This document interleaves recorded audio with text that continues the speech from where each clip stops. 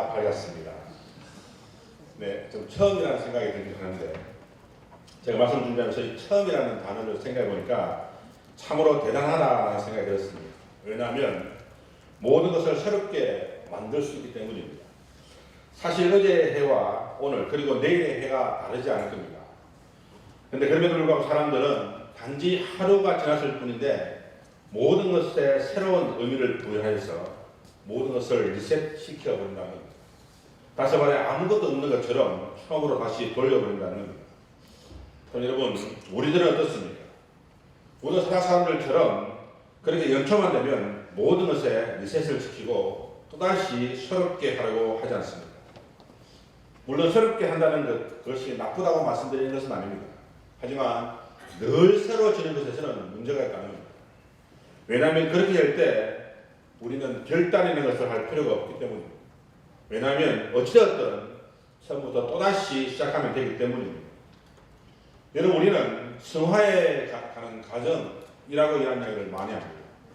여러분, 성화가 무엇입니까?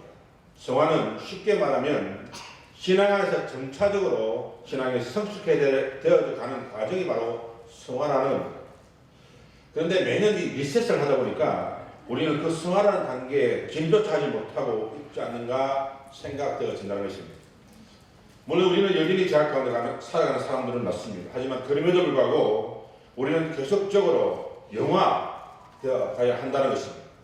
왜냐하면 다시 말해서 구원을 향해서 우리가 나아가야 한다는 것입니다.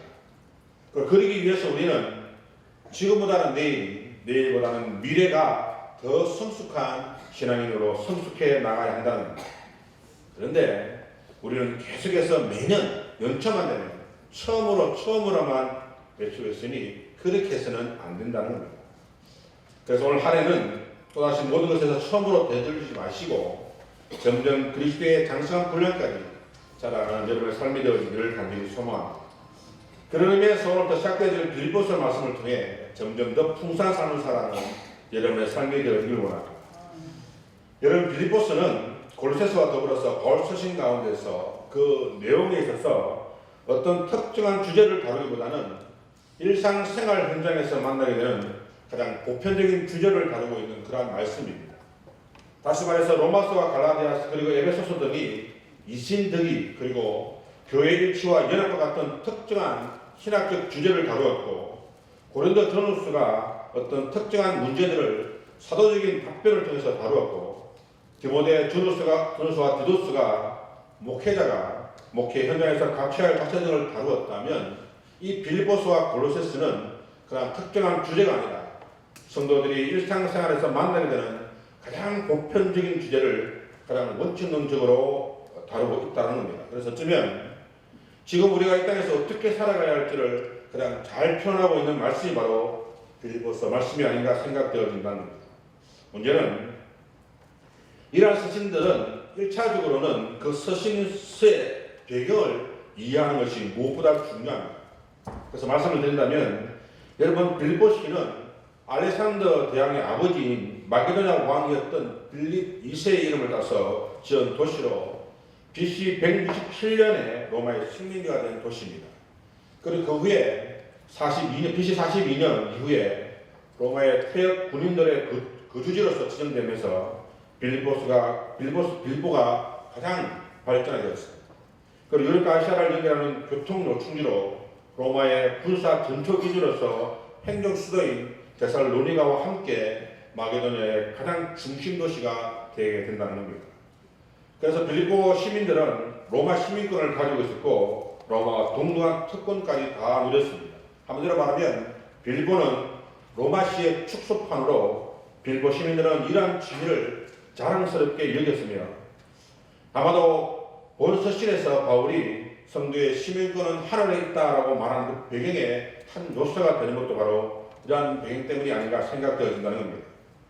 그리고 빌립보에 있는 이 빌립보 교회는 사도 바울이 제2차 전도여행 기간 중에 소아시아 지역을 돌아 비두니아로 올라가서 복음을 전할 계획을 세웠지만, 어느 날 꿈속에 마게도냐 사람이 나타나서 건너와서 우리를 도우라는 환상을 보게 되는데, 그때 바울은 이것이 하나님의 사명으로 깨닫고 돌아와 항구를 떠나 마게도냐에 있는 빌보로 하게 된다는 겁니다. 그리고 그곳에서 다장사 루디아를 만나게 되면서 그 집을 제공받아 교회를 시작하게 되었는데, 그것이 바로 바울이 세운 최초의 교회이자 오늘날로 치자면 유럽 최초의 교회가 된다는 겁니다.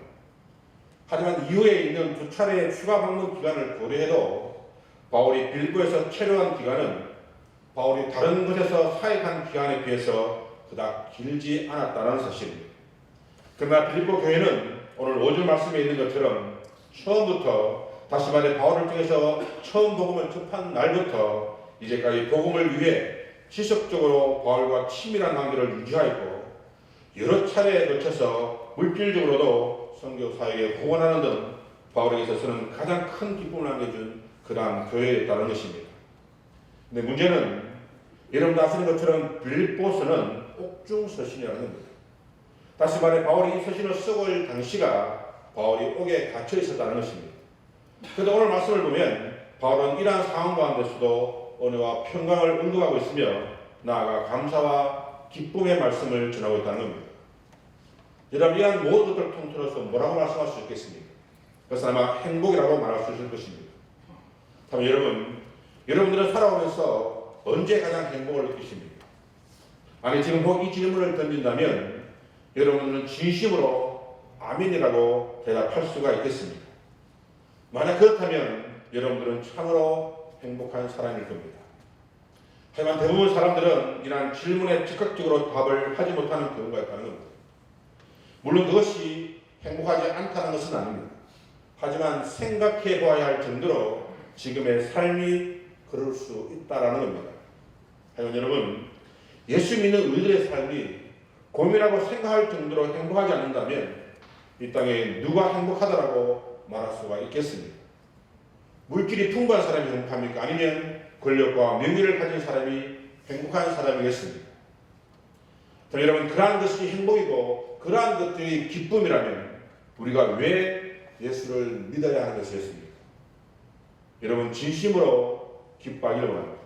그리고 정말로 행복해지기를 원합니다. 왜냐하면 우리는 세상 사람들이 가질 수 없는 예수 그리스도라는 분을 우리는 가졌기 때문입니다. 그리고 그러한 사람들이 모인 곳이 교회이고 목장이기 때문에 목장도 교회도 행복해야 한다는 것입니다. 여러분, 다시 한번 자신들에게 물어보길 원합니다. 나는 정말 행복한 사람입니다. 나는 우리 교회는 정말 행복한 교회인가? 라고 말합니다. 만약 그렇지 않는다면 먼저 자신의 신앙을 점검해 보아야 할 것입니다. 왜냐하면 교회는 누구의 교회가 아니라 바로 나 자신의 교회이기 때문입니다. 여러분 보십시오. 바울은 지금 재판을 기다리며 옥에 갇혀있는 상황입니다. 그것도 예수 그리스도를 전하다가 옥에 갇혔다는 겁니다. 그런데 무엇이 끝으로 그를 기쁘게 하고 이 기쁨을 빌보 교회 교인들에게 전하려고 하는 것이었습니다. 여러분, 살다 보면 우리는 굳이 감옥이 아니더라도 우리의 몸과 마음을 매이게 한 것들이 하나둘 만나게 됩니다. 어떤 이들은 건강으로, 또 어떤 이들은 경제적인 어려움으로, 또 어떤 이들은 예기치 못한 사고나 자신을 힘들게 하고 슬프게 하는 일들로 감옥 같은 그런 상황을 만나게 된다는 겁니다. 근데 여러분, 그럴 때 여러분들은 바울처럼 기쁘다고 행복하다고 그렇게 고백을 할 수 있겠습니까? 건강이 회복되었기 때문에 기쁜 것이 아닙니다. 경제적으로 어려움이 면했기 때문에 나의 지금의 환경이 완전히 해결되었기 때문에 기쁜 것이 아닙니다. 그저 그러한 상황이 있음에도 불구하고 기뻐할 수 있겠냐라는 것입니다. 여러분, 어떤 집사님께서 이런 반응을 하셨습니다. 자녀가 타고 간 차가 아주 큰 교통사고가 났다고 합니다. 그래서 너무나 놀란 나머지 앞뒤 가지 않고 그곳으로 달려갔는데 다행인 것은 자신의 자녀가 그에 다치지 않았다는 것입니다. 여러분들은 어떻게 감사를 하십니까? 대부분 사람들은 자녀를 다치지 않게 해주심에 감사를 드린다는 겁니다. 그런데 그 지사님은 이렇게 감사를 드렸다고 하십니다. 드렸다고 합니다. 그렇게 감사할 수 있는 하나님이 계심에 감사할 수 있다는 겁니다. 여러분, 우리가 하는 감사는 어쩌면 형식적인 감사할 수 있을 겁니다. 그래서 감사가 있는 상황이라 할지라도 감사가 나오지 않을 때가 참으로 많다는 겁니다. 그런데 여러분, 바울은 그러지 않았다는 겁니다. 왜 그렇습니까? 20세기 영국 웨스트민스터 교회를 다녀왔던 로이드 존스 목사님께서 빌보스에 대해서 이렇게 말씀하신 바가 있습니다. 빌보스는 복음이 개인의 삶에 미치는 영향을 보여주는 실제적인 설명서이다라고 말입니다. 다시 말해 바울이 그토록 힘든 감옥생활을 하면서도 그렇게 기뻐할 수 있었던 것이 바로 복음 때문이라는 겁니다. 복음이 그의 삶을 완전히 바꾸어 놓아버렸기 때문입니다. 삶의 모습도, 삶의 방향도, 삶의 목적도, 그리고 삶에서 느껴지는 기쁨의 모습도 모두 완전히 바꾸어 놓아버렸기 때문입니다. 여러분, 처음 바울은 그러지 않았습니다. 바울은 자신이 믿고 확신하는 일에는 방해가 되는 모든 요소를 제거하고 밟고 일어서야만 했습니다. 사도행전 9장 말씀에 보면 바울을 이렇게 표현합니다. 사울이 주의 제자들을 다하여 여전히 유혹과 살기가 등등하여 대제사장에게 갔어라고 말합니다. 여러분 어떻습니까? 바울이 되기 이전에 사울은 유혹과 살기가 등등했다는 겁니다. 물론 그는 분명 유능한 사람이면 틀림없습니다. 왜냐하면 빌보스 3장에 보면 바울은 자신을 이렇게 표현합니다. 그러나 나도 육체를 신뢰할 만하며 만일 누구든지 다른 이가 육체를 신뢰할 것이 있는 줄로 생각하면 나도 더욱 그러하니 나는 8일 만에 할례를 받고 이스라엘 족속이요 베냐민 지파요 히브리 중에 히브리이며 율법으로는 바리새인이요 열심으로는 교회를 박해하고 율법에 의로는 흠이 없는 자다라고 말합니다. 여러분 어떻습니까? 완벽하지 않습니다. 유능했고 똑똑했고 누구보다도 성실했고 누구보다도 열심히 살았습니다. 하지만 그 모습은 유혹과 살기가 등등했다고 말합니다. 여러분 어떻습니까? 혹 우리들의 모습을 보고 있는 것 같지는 않습니다. 물론 이렇게 이야기하면 어떤 이들은 그것이 어떻게 유혹과 살기로 가득한 모습이라고 반문할 수도 있을 겁니다. 왜냐하면 단지 열심히 살았고 단지 성실히 살았고 단지 최선을 다해서 살았을 뿐인데 말입니다. 하지만 문제는 정도의 차이는 있었겠지만 우리의 삶의 모습이 늘 쫓기고 늘 다투고 늘 긴장하며 살아간다는 겁니다. 여러분 우리가 왜 다투는지 아십니까? 그것은 서로의 다름을 인정하지 않고 내 것이 옳고 누군가가 나의 영역을 침범하면 싫고 남의 이익보다는 나의 이익이 더 중요하기 때문에 그래서 서로 다투게 된다는 겁니다. 물론 진리를 위해서는 다투어야 합니다. 아니 그것을 위해서라면 목숨을 걸어서라도 싸워야 할 때가 있다는 겁니다. 하지만 여러분 가만히 생각해 보시기 바랍니다. 지금 우리들에게 일어나는 문제들이 그러한 진리 때문인지 말입니다. 아니면 단순 때문은 아닌지 나를 인정해 주지 않고 내 기분을 상하기 때문에 하는 것은 아닌지 말입니다. 다시 말해 정도의 차이는 있겠지만 이처럼 유혹과 살기 가운데 살아가고 있는 것이 바로 우리들의 삶일 수 있다는 겁니다. 예수 믿기 이전에 바울의 삶이 그랬다는 겁니다. 그런데 그랬던 그가 복음을 만났습니다. 그런데 그가 진정으로 주님을 만나게 되었다는 겁니다. 어떻게 되었습니까? 그의 삶은 완전히 180도 달라지는 삶을 살게 된다는 겁니다. 자신의 모든 삶을 배설물로 여기며 살게 됩니다. 그래서 그는 모든 자유가 박탈된 상황에서도 그렇게 기뻐할 수 있었던 겁니다. 그래서 여러분 예수를 만나기 전에 바울의 삶은 경쟁적이었고 살기와 유혹이 가득한 그런 삶이었습니다. 그러나 그는 복음을 만났습니다.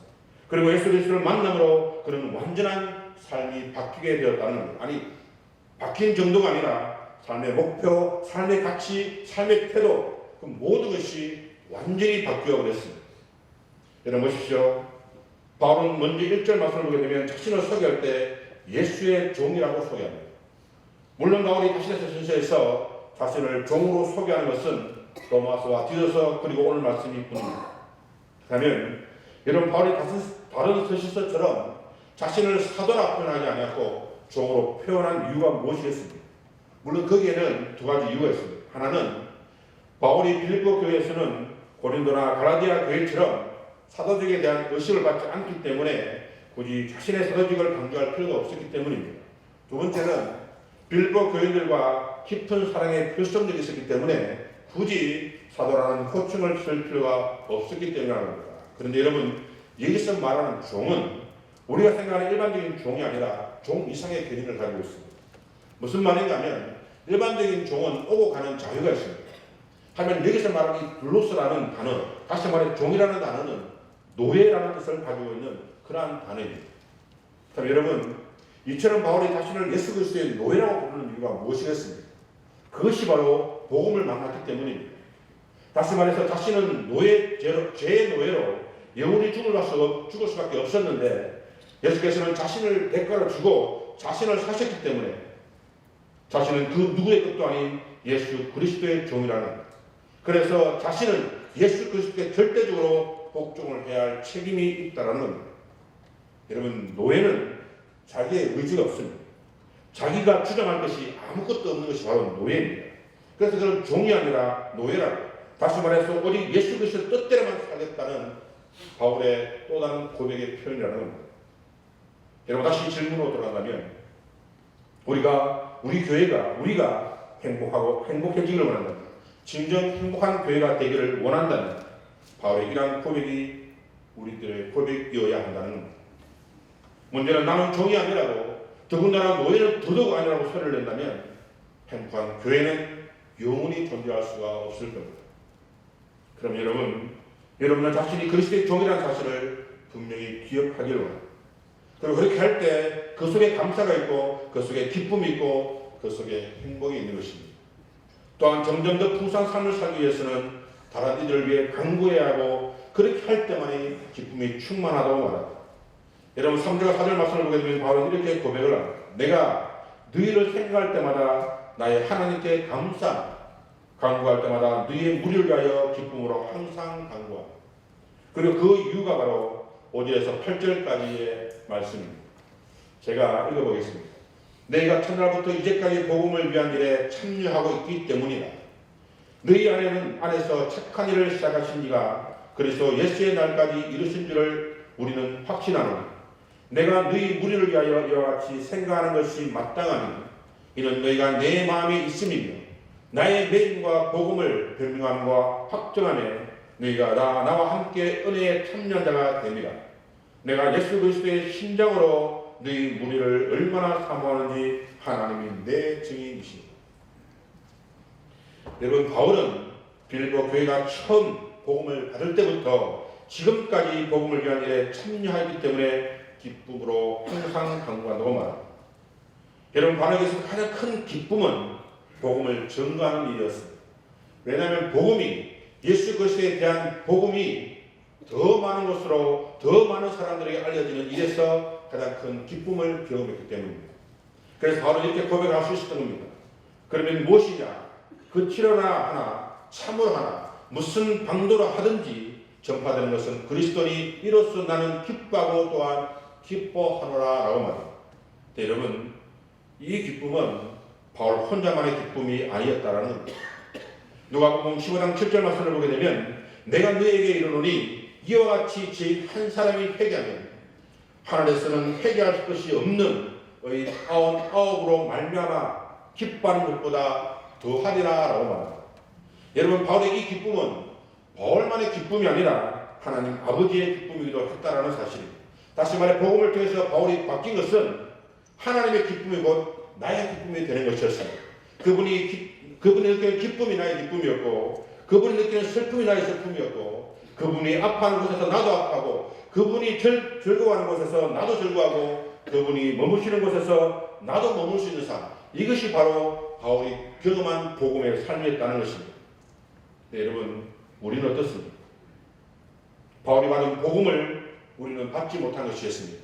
아니면 바울이 만난 예수님을 우리는 아직도 만나보지 못한 것이었습니다. 그래서 하나님의 기쁨이 나의 기쁨이 되지 못하고 하나님이 느끼시는 슬픔이 나의 슬픔이 되지 못하고 있는 것이었습니다. 여러분, 우리는 참으로 하나님이 있는 곳에, 하나님이 머무시는 곳에서, 하나님의 기쁨과 슬픔이 있는 곳에서 내가 원하는 기쁨을 하나님을 통해서 얻으려고 할 때가 너무나 많다라는 사실입니다. 무슨 말이냐면 내가 원하고 내가 필요하고 내가 잘 되는 것이 하나님이 원하시는 것이고 축복이라고 생각하는 사람들이 있다는 겁니다. 그래서 하나님이 머무기를 원하고 하나님이 기뻐하시고 하나님이 슬퍼하는 곳에 그런 것들은 생각조차도 하지 않고 있다는 사실입니다. 하지만 여러분, 바울이 원했던 것은 그게 아니었어요. 비록 자신의 모든 것이 하나도 존재하지 않는다 할지라도 그것이 하나님이 기뻐하는 것이라면 바울은 모든 것을 주님께 드릴 수 있었다는 사실입니다. 물론 회심 이전에 바울의 삶도 하나님께는 참으로 열심히 특심이었습니다. 왜냐하면 그것이 하나님의 일이라고 생각했기 때문에 밤에서까지 그리스도를 잡으러 달려가려고 하려고 했던 것입니다. 하지만 여러분, 우리가 착각하지 말아야 할 것은 나의 기쁨이 곧 하나님의 기쁨이 아닐 수 있다는 겁니다. 내가 잘된 것이 곧 하나님의 축복이 아닐 수 있다는 겁니다. 바울은 그것을 알았기 때문에 자신의 모든 것을 배설물로 이길 수 있었던 것입니다. 여러분 보십시오. 하박국 선지자는 비록 무화과 나무가 무성하지 못하며 포도나무에 열매가 없으며 감람나무에 소출이 없으며 밭에 먹을 것이 없고 우리의 양이 없고 외양간에 소가 없을지라도 나는 여호와로 말미암아 즐거워하며 나의 구원의 하나님으로 말미암아 기뻐한다라고 말합니다. 다시 말해 내가 원하는 것은 무화과 나무가 풍성한 열매를 맺는 것이고 포도나무가 열매가 풍성해지는 것이고 감람나무에 소출이 많아지는 것인데 그러한 것들이 내가 원하는 것들 뿐이고 진정 기쁘면 진정 풍성한 삶은 오직 여호와로 말미암아 즐거워하며 나의 구원의 하나님으로 말미암아 기뻐하는 것이 진정한 풍성한 삶이라는 것입니다. 여러분 창세기 5장에 보면 아담의 족보 중에 가장 중요한 인물 한 사람이 등장합니다. 그 사람 이름은 에녹입니다. 그런데 여러분 이 에녹의 기록은 매우 짧은 기록으로 나와 있습니다. 단지 7절이 전부. 그리고 그 삶은 당시 살았던 사람들에 비해서 너무나 매우 짧았습니다. 왜냐하면 다른 모든 이들은 800년, 900년이 기본인데 에녹의 삶은 365년이 전부였기 때문입니다. 물론 지금 우리와 가는 비교될 줄 알 만큼 오래 산 사람이지만 그 당시의 사람들보다는 너무나 짧은 삶을 살았다는 것입니다. 그런데 어떻습니까? 그렇게 다른 이들보다는 절반도 되지 않는 삶을 살았고 그에 대한 기록은 또한 매우 짧았지만 에녹에 대한 하나님의 평가는 하나님과 동행이었습니다. 다시 말해 하나님께서 멈추면 그는 멈추고 하나님께서 움직이시면 그는 움직였고 하나님께서 서 있는 곳에서 그도 서 있었다는 사실입니다. 그래서 그는 하나님과 함께 기뻐할 수 있고 하나님이 슬퍼하는 곳에서 슬퍼했고 하나님이 기뻐하시는 곳에서 기뻐할 수 있었다는 것입니다. 이것이 바로 하나님과의 동행입니다. 그리고 이것이 바로 복음이고 이것이 바로 풍성한 삶입니다. 여러분 주 안에서 풍성한 삶을 살기를 원합니다. 여러분 진정 주님과 동행하는 삶을 살기를 원합니다. 그래서 주님이 멈추는 곳에서 여러분 멈추시고 주님께서 함께 기뻐하고 주님과 함께 아파하고 주님께서 슬퍼하면 슬퍼하고 주님께서 가라면 가고 그러한 삶을 살아가는 여러분의 삶이 되기를 원합니다. 여러분 길도교회 교인들은 처음부터 지금까지 바울과 함께 그 일에 참여하며 그렇게 살았기 때문에 칭찬을 받은 겁니다. 그리고 그러한 빌립보 교인들을 위해서 바울은 항상 강구의 기도를 드렸던 것입니다. 여러분 사랑하는 사람을 위해서 기도하는 것은 사랑하는 사람과 함께 하나님 앞에 있는 또 다른 기쁨과 풍성함이라고 말합니다. 그래서 이 시간 한 가지 기도의 팁을 드리고자 합니다. 제 이야기가 아니라 어떤 목사님께서 하신 말씀입니다. 여러분 우리가 기도할 때 두 손을 모으고 기도하지 않습니다. 그다음에 왜 두 손을 모으고 기도한다고 생각하십니까? 거기에는 이유가 있다는 겁니다. 첫째 손가락 엄지는 가장 가까운 곳에 있습니다. 그래서 그것을 바라보면서 가장 가까이 있는 사람들을 위해 기도할 수 있기 때문에 하는 겁니다. 그리고 그 사람들이 바로 가족과 사랑하는 사람들이라고 말합니다. 그리고 두 번째 손가락은 무엇을 가르칠 때 사용합니다. 특히 방향을 가르칠 때 사용되어 있는데 그래서 삶의 방향을 가르치는 선생들과 그리고 목장의 목자와 목녀 그리고 목부들을 위해서 기도를 해야 하는 것입니다.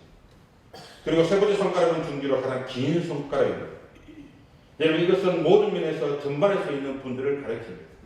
다시 말해 목사님, 장로님 그리고 나라의 위정자들을 가리키는 말입니다. 그래서 그들을 위해서 기도해야 하는 것입니다. 그리고 네 번째 손가락은 약지로 약한 것 같지만 아주 귀하게 사용되어 있는 손가락입니다. 그래서 교회에서 이름도 없이 삐도 없이 섬기며 봉사하는 사람을 위해서 기도를 해야 한다는 겁니다. 그리고 마지막으로 소지는 가장 약하고 가장 낮은 자들을 위해 한마디로 소외되고 힘없는 자들을 위해서 기도를 해야 한다는 것입니다. 그렇게 손가락 하나하나에 의미를 두고 기도하게 되면 기쁨이 온다라고 말씀합니다. 여러분 어떻게 생각하십니까? 참으로 좋은 방법이지 않습니까?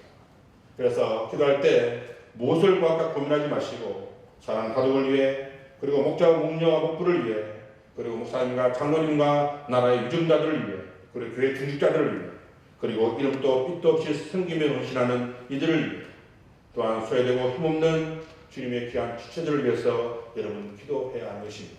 그렇게 할 때 기쁨이 충만해진다는 사실입니다. 사랑하는 여러분, 오늘 말씀은 이 땅에 살아가는 우리들의 삶이 진정 풍성한 삶을 살기 위해서 어떻게 살아가야 하는지를 보여주는 그러한 말씀이라 할 수 있습니다. 무엇보다 먼저 그리스도를 만나기를 원합니다. 진정으로 그리스도를 만나기를 소망합니다. 그래서 바울의 고백이 우리의 고백되어지기를 원합니다. 내 삶이 먼저고, 내 자신이 먼저고, 내 가족이 먼저고, 내 가치관이 먼저고, 내 모든 것이 다 먼저의 삶이 아니라 오직 하나님이 먼저의 삶을 살아가는 여러분의 삶이 되어지기를 원합니다. 또한 빌립보 교회 성도들처럼 항상 목회자인 바울의 사역에 동참한 것처럼 늘 언제나 함께 동력하고 동참함으로 주님의 나라를 세워가는 여러분의 삶이 되어지기를 원합니다. 그래서 성도는 목회자를 섬기고 돕고, 목회자들은 교인들을 생각하며 감사하며 그들의 영적 성장을 위해서 기도하고, 이렇게 서로 도움에 이끌어줄 때 교회는 성장할 수밖에 없고 우리 또한 풍성한 삶을 살아갈 수밖에 없다는 것입니다. 그러면 여러분 올 한해 또다시 새롭게 리셋, 아무것도 아닌 것처럼 다시 새롭게 시작하는 여러분의 삶이 아니라 점점 풍성한 삶을 살아감으로 에녹처럼 하나님의 놀라운 축복 가운데 살아가는 여러분의 삶들이 다 되어지길 간절히 소망합니다. 기도하시겠습니다.